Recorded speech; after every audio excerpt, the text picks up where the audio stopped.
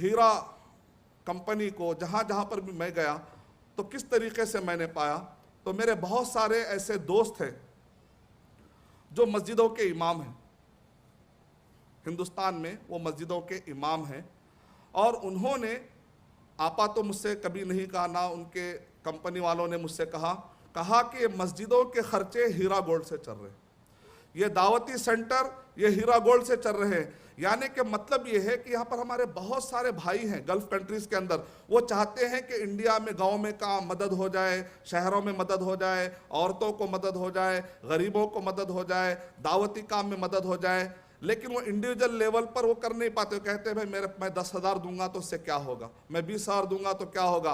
लेकिन इस टाइप की कंपनियों को सपोर्ट करने का एक खुद ब खुद फ़ायदा ये हो रहा है कि कई गाँव के मस्जिदों में फ़ायदा हो रहा है, कई गाँव के दावा सेंटर चल रहे हैं, कई दाइयों की इसमें तनख्वाहें निकल रही हैं।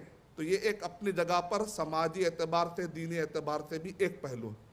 और दूसरी तरफ ये है कि वो ऐसे ख़वातीन जिनके घर में चूल्हा नहीं से लगता था, और आप जानते हैं कि हिंदुस्तान में सियासत में न्यूज़ आई थी कि उसमें बताया गया कि बहुत सारे मुस्लिम ऐसे ख़वातीन हैं, बहुत सारे ऐसे मुस्लिम ख़वातीन हैं कि वहाँ पर टाइम पर सूद और क़र्ज़ा ना अदा करने की वजह से बाद औक़ात उनको अपने ईमान को भी छोड़ना पड़ा, नऊज़ुबिल्लाह। ऐसे ही हालात को देखकर आपा ने कहा कि हम छोटे छोटे जो स्मॉल इन्वेस्टर्स हैं उनको भी हम नज़रअंदाज नहीं करेंगे। अल्लाह ताला इस कंपनी की हिफाजत फरमाए, अल्लाह सुब्हानहू व तआला इस कंपनी की इतनी हिफाजत फरमाए ताकि इस टाइप के जितनी भी जगह पर जो मुसलमानों को चैलेंजेस है, इंशाअल्लाह वो चैलेंजेस से हम नबर्द आजमा होते हुए चले जाएंगे।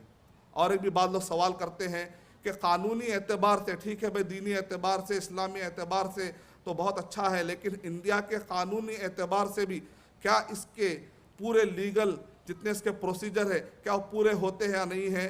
तो अल्हम्दुलिल्लाह आपा के पास पूरे के पूरे वो हमने सारे के सारे कागजात देखे हैं। यहाँ तक के इंटेलिजेंस डिपार्टमेंट के कुछ लोग हमारे पास आए थे।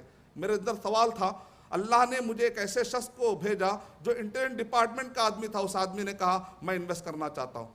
मैंने कहा अरे भाई आप भी इन्वेस्ट कर रहे हैं?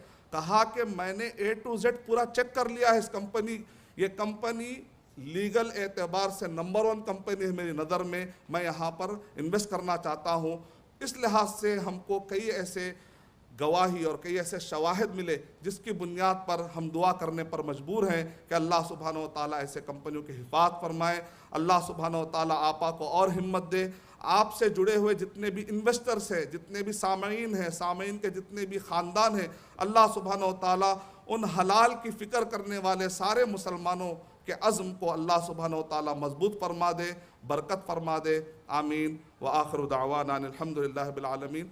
मैं अपना बयान ख़त्म करने से पहले मैं दुआ करना चाहता हूँ। नतवज्जहु बिखालिस शुक्र व तक़दीरी इला सुमूव शेख सुल्तान इब्न मुहम्मद अल क़ासिमी हफ़िज़हुल्लाह हाकिम इमारत अश-शारिक़ा व उज़्व मजलिस आला लिदौलत इमारात अल अरबिया अल मुत्तहिदा व इख़वानिही हुक्कामी हादल बलद तय्यब व जमीअल मसऊलीन बिदौलत इमारात अला मा यबज़ुलूनहु मिन जुहूदिन तय्यबतिन मुबारका फ़ी सबील नश्रिल खैरि साइलिन अल्लाह तआला अन यजअल ज़ालिका फ़ी मीज़ान हसनातिहिम व अन युजज़िल लहुमुल मसूबत वल अता व अन यहमियहुम व बलदहुम व जमीअ बिलादिल मुस्लिमीन मिन कुल्लि सूइन व मकरूह इन्नहु तआला समीउम मुजीब व आखिरु दावाना अनिल हम्दुलिल्लाहि रब्बिल आलमीन।